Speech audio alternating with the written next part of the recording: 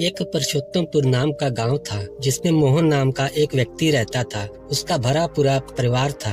उसके 2 बच्चे थे और उसकी पत्नी थी। उनकी पूरी जिम्मेदारी मोहन के कंधों पर थी। बच्चे पढ़ाई करते थे और पत्नी घर गृहस्थी के कामों में के साथ गाय, भैंस, बकरी इत्यादि का दूध बेचकर अपना घर चलाती थी और मोहन पहाड़ में पत्थर तोड़ने का काम करता था। बहुत ही मेहनत भरा काम था। पूरे दिन काम करता था, रात को थक कर घर वापस लौटता। लेकिन इतनी मेहनत करने के बाद भी अगर मोहन को गांव का कोई आदमी मदद के लिए बुलाता तो मोहन कभी भी मना नहीं करता था। उसके जीवन का एक ही सिद्धांत था, अगर मैं दूसरों की मदद करूंगा तो परमात्मा मेरा साथ देंगे, परमात्मा मेरे साथ कुछ बुरा नहीं होने देंगे। मोहन अपने सिद्धांत का पालन बहुत ही कड़ाई के साथ करता था।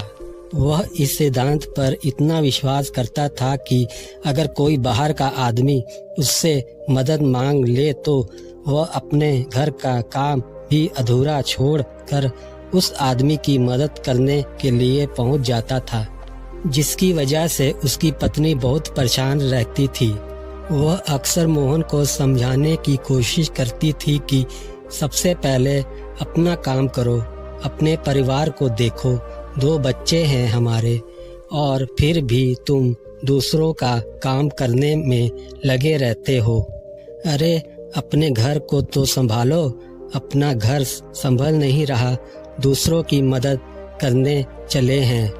और जब ऐसी बातें मोहन के कानों में पड़ती तो उसके हृदय में कांटा चुभने लगता है और उन दोनों में लड़ाई झगड़े शुरू हो जाते हैं।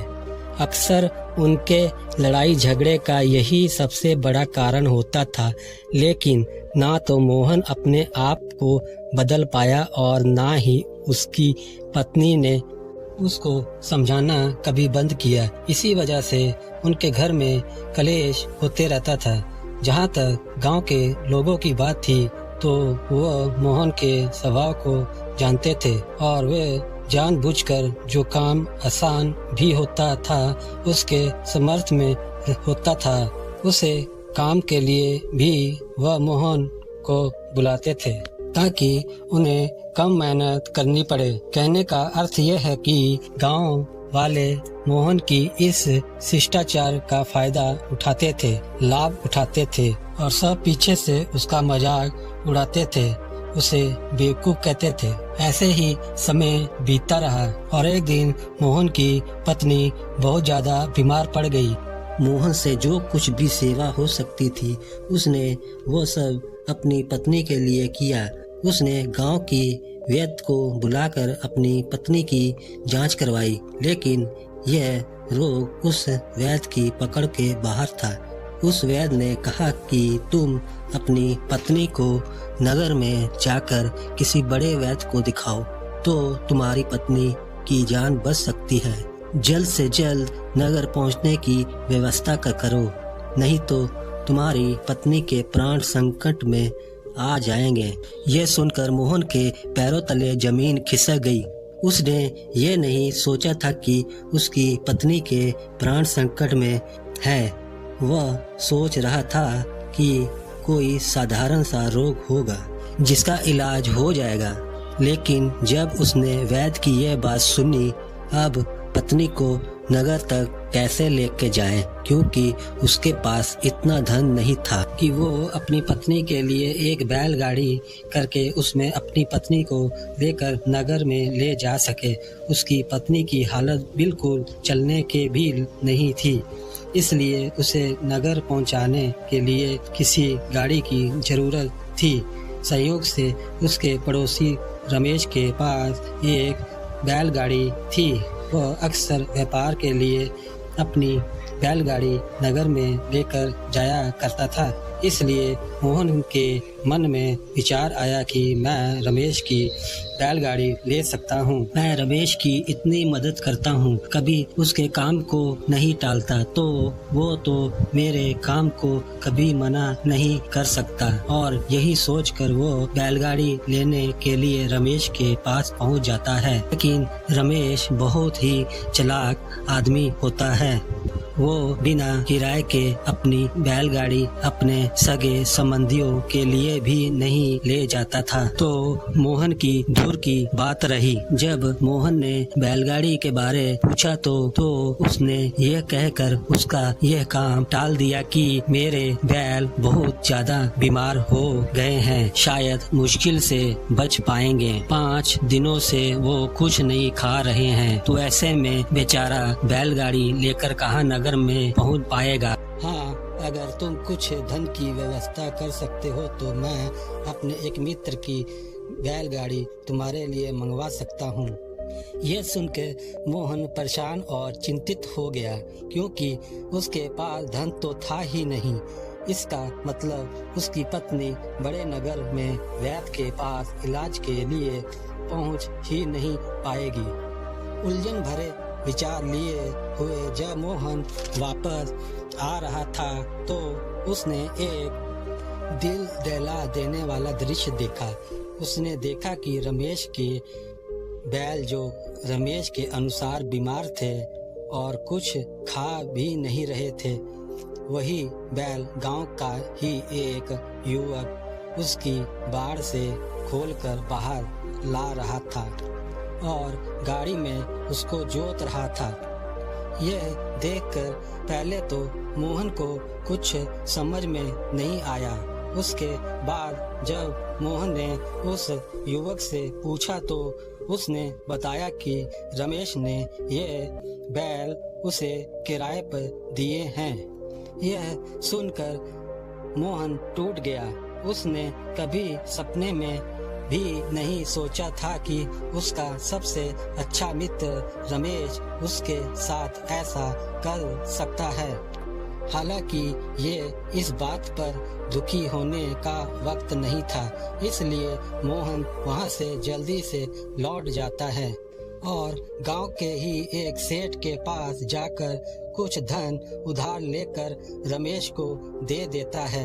रमेश अपने मित्र की बैलगाड़ी मंगवा देता है, जिसके बाद वो अपनी पत्नी को वैद्य के पास नगर में ले जाता है। जब उसकी पत्नी का इलाज चल रहा था तो मोहन यही सोच रहा था कि एक वो दिन था जब रमेश की बेटी बीमार हो गई थी और रमेश यहाँ पर नहीं था, तो मैं पूरी रात वैद्य जी के पास उसके लिए बैठा रहा था, उसकी देख रेख की थी, उसकी सेवा की थी।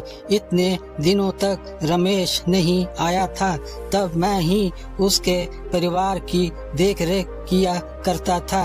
हाय, कैसा दुर्भाग्य है यह, जिसके लिए मैंने इतना कुछ किया, उसने एक बैलगाड़ी देने से मुझे मना कर दिया, और वो भी तब जब मेरी पत्नी जिंदगी और मौत के साथ जूझ रही थी। कुछ देर बाद वैद्य बाहर आकर मोहन को एक बहुत बुरी खबर देता है। वो मोहन को बताता है कि उसकी पत्नी को कर्क रोग हो चुका है और इसका कोई भी इलाज नहीं है। इसके पास कुछ ही समय शेष बचे हैं। यह सुनकर मोहन दुखी होकर वहीं जमीन पर बैठ गया। उसकी पूरी दुनिया उजड़ने वाली थी और उसे कोई रास्ता नजर नहीं आ रहा था। कुछ समय बाद उसकी पत्नी चल बसी और अब दोनों बच्चों की जिम्मेदारी उसके अकेले कंधों पर आ गई थी। यहाँ पर मोहन के सारे सिद्धांत टूट चुके थे, उसके सारे भ्रम खत्म हो चुके थे। अब उसके दिमाग में एक ही बात थी कि अच्छा कर्म करने से परमात्मा साथ नहीं देता, बल्कि बुरे लोग फलते फूलते हैं, और इस बात का मैं सबसे बड़ा गवाह हूँ। यह विचार अक्सर उसके दिमाग में चलते रहते थे और इसी वजह से उसका मन धीरे धीरे संयुक्त हो गया, देश दुनिया से दूर हट गया। और एक दिन ऐसा भी आया जब वो अपने बच्चों को अपने रिश्तेदारों के पास छोड़कर इस देश दुनिया को त्याग कर एक सन्यासी बनने के लिए घर से निकल पड़ा। उसने गांव में किसी को कुछ नहीं बताया। किसी को नहीं पता था कि मोहन अचानक कहाँ गायब हो गया। संन्यास की दीक्षा लेने के लिए वो एक बौद्ध भिक्षु के पास पहुंचता है। बौद्ध भिक्षु उस समय ध्यान में बैठे हुए थे। ध्यान से बाहर आने के बाद वो बड़े ध्यान से मोहन के चेहरे को देखते हैं और उससे सन्यासी बनने का कारण पूछते हैं। इस पर मोहन उन्हें अपनी पूरी आप बीती सुना देता है और कहता है कि हे महात्मा, इस दुनिया से मुझे कुछ भी हासिल नहीं हुआ। मेरा मन इस दुनिया से विरक्त हो चुका है। जब मेरे दोस्तों ने ही मेरा साथ नहीं दिया तो दुनिया में रहने का क्या मतलब, और इसी वजह से मैं सन्यासी बनना चाहता हूँ। ये सुनने के बाद बौद्ध भिक्षु ने उपदेश देना शुरू किया। उन्होंने कहा कि याद रखना बेटा, जीवन में विरक्त होकर सन्यासी बनना तुम्हें परम सुख तक कभी नहीं पहुंचा सकता, परमानंद तक कभी नहीं पहुंचा सकता। तुम दुनिया से अपने मन पर एक बोझ लेकर विरक्त हुए हो। तुम दुनिया से परमात्मा की खोज करने के लिए विरक्त नहीं हुए हो। इस भ्रम में कभी मत रहना तुम संसार से विरक्त हुए हो, क्योंकि संसार ने तुम्हें धोखा दिया ऐसा तुम्हें लगता है, इसलिए तुम परमात्मा पे कभी विश्वास नहीं कर पाओगे और ना ही उन पर अपनी पूर्ण आस्था बना पाओगे। इसलिए सन्यासी होने का भी तुम पूरा लाभ कभी नहीं उठा पाओगे। सन्यासी होने का लाभ तब मिलता है जब हमारी प्रभु से परमेश्वर में परमात्मा में पूर्ण आस्था बन जाती है। मैं तुमसे पूछता हूँ, क्या तुम्हारी आस्था परमात्मा में है? यह सुनकर मोहन कहता है कि हाँ महात्मा, मैं तो दुनिया देखकर आया हूँ कि जो बुरे कर्म करता है वो फलता फूलता है और जो अच्छा काम करता है उसे कुछ भी नहीं देता परमात्मा, उसे दुख ही दुख देता है। इसलिए मैं परमात्मा पर अपनी पूर्ण आस्था कैसे बना सकता हूँ? यह सुनकर बौद्ध भिक्षु ने कहा कि यही तो मैं तुम्हें समझाना चाहता हूँ कि तुम पूरी ऊर्जा अपनी सन्यासी जीवन में लगाओ और उसके बाद भी तुम्हें फल प्राप्त ना हो तो तुम्हें कैसे लगेगा। इसलिए किसी की भी मदद करने के लिए मैं 5 सिद्धांत तुम्हें बताता हूँ। ये 5 सिद्धांत समझकर संसार में वापस लौट जाओ और संसार में एक गृहस्थ जीवन जियो और उसके बाद ही सन्यासी जीवन का उदय होता है। जब हम अपने गृहस्थ जीवन को पूर्ण रूप से समझ लेते हैं और अपनी जिम्मेदारियों का निर्वाह कर देते हैं, यह कहकर बौद्ध भिक्षु ने कहना शुरू किया कि जब भी तुम किसी की सहायता करते हो, किसी की मदद करते हो, तो उसमें सबसे पहली बात, सबसे पहला सिद्धांत समझने का होता है और वो है कभी भी उससे उम्मीद मत रखना। ये मत सोचना कि आज मैंने इसकी सहायता कर दी, मदद कर दी, तो कल बदले में ये कल भी मेरी सहायता करेगा, मदद करेगा। अगर तुम ऐसा सोचोगे तो तुम्हें जीवन में दुखों का सामना करना ही पड़ेगा, क्योंकि एक नहीं तो दूसरा या दूसरा नहीं तो तीसरा कोई न कोई तुम्हारी उम्मीद जरूर तोड़ेगा और वास्तविकता में वो मदद या वो सहायता नहीं है, वो हमारी लालच का ही एक रूप होता है। उसकी सहायता या मदद निर्भर तरीके से नहीं कर रहे हैं, हमारे मन में बदले का भाव है। हम ये सोचकर मदद करते हैं कि इसकी मदद कर देता हूँ तो कल ये मेरी भी मदद करेगा, और यही लालच हमें अक्सर उन लोगों की मदद करने पर विवश करता है जो किसी न किसी रूप में धनवान होते हैं, क्योंकि हमें लगता है कि कल ये आदमी धन के द्वारा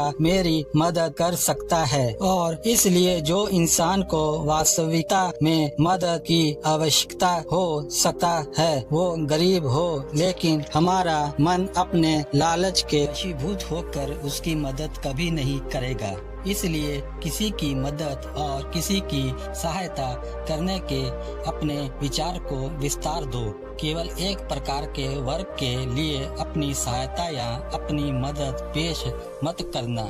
सबके लिए मदद समान होनी चाहिए। जरा सोचो, एक तरफ तुम्हारा मित्र हो जिसके पास धन है, संपदा है, और दूसरी तरफ कोई गरीब औरत हो जो भूखी बैठी हुई है, तुम्हारा दोस्त तुमसे कहता है कि यार आज तो खाने के लिए अच्छे अच्छे पकवान मंगवा लो बाजार से, और दूसरी तरफ वो औरत तुमसे 2 सूखी रोटी मांग रही है, तो तुम किसकी मदद करोगे? कौन मदद का हकदार सबसे पहले है? सबसे पहले हमारा कर्तव्य बनता है कि उस औरत की भूख मिटाएं, लेकिन अक्सर इंसान ऐसे नहीं सोचता। वह अपने दोस्त को तो खिला देगा, उसको तो बाजार से बहुत महंगी वस्तु मंगा के दे देगा, लेकिन किसी गरीब को उसकी भूख मिटाने के लिए पैसे या धन नहीं देगा। दूसरी बात जो ख्याल में रखने की है वो ये है कि सहायता करते वक्त हमारा लालच कभी भी उसके साथ नहीं जुड़ना चाहिए। अक्सर हम जब किसी की मदद करते हैं तो हमारा लालच, हमारा स्वार्थ उसके साथ जुड़ा होता है और हम अपनी भविष्य की योजना तैयार करके उस आदमी की मदद करते हैं। हम सोचते हैं कि अगर मैं इसका ये काम करूँगा तो भविष्य में ये आदमी मेरा वो काम पूरा कर देगा, और वो सहायता, वो मदद बिल्कुल भी परमात्मा के द्वार को नहीं खटखटाती, क्योंकि वो लालच है। जाहिर है आप अपने आप को धोखा देने के लिए अपनी लालच को एक सहायता का, एक मदद का रूप दे रहे हैं। तीसरी बात जो ख्याल में रखने की है वो ये है कि अपने समर्थ के हिसाब से दूसरे की मदद करो। कभी भी एक ग्रस्त आदमी को किसी की इतनी सहायता नहीं करनी चाहिए जिससे कि उसका परिवार और उसके बच्चे कष्ट में जीवन बिताएं। सबसे पहला फर्ज हमारा होता है अपने परिवार को सुखी रखना, उसकी जरूरतें पूरी करना, और उसके बाद दूसरों की मदद करना आता है। लेकिन कुछ लोग दूसरों की मदद पहले करते हैं और अपने परिवार को तवज्जो कम देते हैं, जिससे कि परिवार में लड़ाई झगड़े आए दिन पनपते रहते हैं, और यही सब हम समाज में देखते रहते हैं। अपने आसपास अगली बात जो ख्याल में रखने की होती है वो ये है कि अपना कर्म, अपनी जिम्मेदारियां पहले निभानी होती है। दूसरा बदले में हमारी मदद नहीं करता तो हमारा दिल दुखी हो जाता है। हम सोचते हैं कि मैंने तो अपना काम छोड़कर उस आदमी की मदद की थी और वो आदमी मेरी मदद ही नहीं कर रहा है, इसलिए अपना कर्म सबसे ऊपर, क्योंकि वही काम करने के लिए इस दुनिया में हमारा जन्म हुआ है। और सबसे आखिर में जो बात समझाने की है वो ये है कि परमात्मा की मर्जी से ही सब कुछ होता है। हमारा कर्तव्य है अपने कर्म को करते जाना, बाकी सब तो ऊपर वाले के हाथ में है। इसलिए जो कुछ भी होता है सब ऊपर वाले पर छोड़ दो। अगर तुम्हें कोई धोखा भी देता है तो यह समझ के चलो कि वो सब ऊपर वाले की मर्जी होती है। आप ये मान के चलो कि मैं करता नहीं हूँ, मैं तो एक माध्यम हूँ, करवाने वाला तो वो है। उसके सामने किसकी मर्जी चली। जब ये आस्था विश्वास हमारे मन में पनपने लगता है तो सारी शिकायतें दूर हो जाती हैं, क्योंकि इस दुनिया में जो भी होता है अच्छे के लिए होता है, जो भी हो रहा है अच्छे के लिए हो रहा है, और जो भी होगा अच्छा ही होगा। चाहे हम आज वर्तमान में इस सिद्धांत को ना समझ पाएं, लेकिन जीवन में कभी ना कभी किसी न किसी मोड़ पर आपको जरूर ये एहसास होगा कि जो हुआ था वो अच्छे के लिए ही हुआ था। इसलिए सारी शिकायतें दूर कर दो और बस अपना कर्म करते जाओ। अपने गृहस्थ जीवन को पूर्ण रूप से जियो और उसके बाद ही सन्यासी जीवन की नींव होती है। इसके बाद बौद्ध भिक्षु ने मोहन को कहा कि वापस बस अपने गांव लौट जाओ, अपने बच्चों को वापस लेकर आओ, दूसरी शादी कर लो, लेकिन बच्चों का पालन पोषण अच्छे तरीके से करो। यह सुनकर मोहन अपने बच्चों के साथ अपने गांव में वापस लौट आता है। गांव में किसी को खबर नहीं थी कि मोहन कहाँ गया था और वो क्या ज्ञान लेकर वापस लौटा है। लेकिन अगले दिन सुबह सुबह गांव वालों ने मोहन के चेहरे पर एक अलग ही चमक, एक अलग ही आभा पाई। तो दोस्तों, कहानी बस यही समाप्त करते हैं। अगर आपको कहानी अच्छी लगी तो कमेंट करके जरूर बताएं। मिलते हैं अगली वीडियो में।